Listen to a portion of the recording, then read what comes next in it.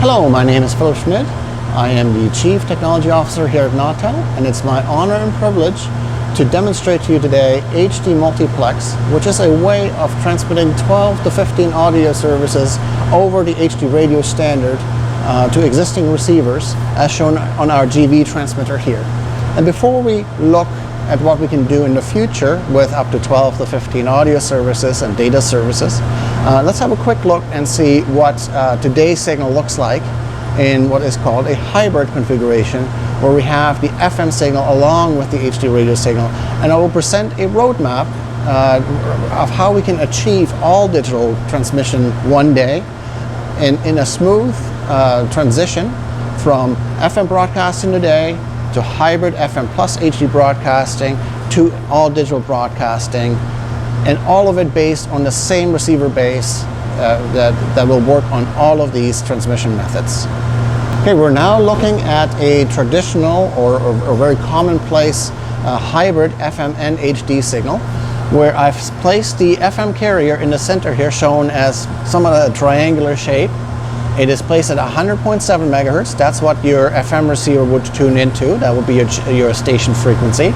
And we have the HD sideband on either side of that can give you up to 150 kilobits of data throughput. We can put 4 audio services and a mix of data services on there. We could potentially even put up to 5 audio services. Right now we're running about 3.5 kilowatt FM carrier on this GV transmitter, which is a typical operating power for a hybrid power level. The important thing to notice here is that the majority of the power is in the FM carrier.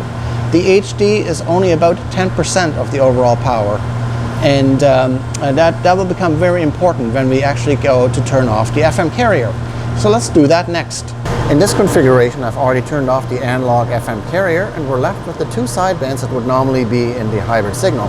Now I will show you how we can start our HD multiplex with the remaining stations on the same transmission. This is the control panel associated with those 2 sidebands, and they are the standard Xperi 4th generation software, and we can see the traffic lights tell us it's running. Those are the 2 sidebands that are already there. I will now switch over to the 100.6 megahertz station, and it's not running yet, so we hit the run button here, and the traffic lights will start to transition to green. And once they do, the sidebands will start coming up. I will do the same thing with our station at 100.8. I will also hit the run button here, and we will switch over to our transmitter. And here we go. Here is the 100.6 station coming online alongside with the other sidebands that are there already. And 100.8 is coming shortly. Here we go. And it's they're all now from the same transmitter, 4 audio services on each set of sidebands for a total of 12. And of course we can extend it to more audio services later. So this would be ideal for multilingual programming. You know, if you have the need to cover a large or many segments of your population with different languages, this concept is very applicable to single frequency networks, and therefore you can start to think about rolling out an entire network across the nation. Not all of these stations have to be single frequency network. You can only pick 1 or 2 of those sidebands, and the other ones can be local or regional content. You can choose the way you want to allocate the languages, and it's a very, very versatile system. Best of all, this migration strategy to go from FM only broadcasting to hybrid broadcasting to all digital broadcasting uses the same set of receivers. We see that the 3 sidebands here, and we've got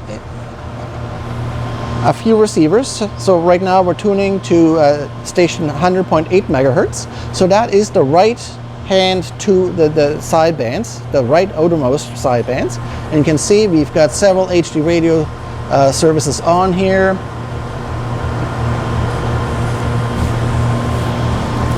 And let's see. Yeah, here we go. So we've got 1 service here, and we've got multiple services.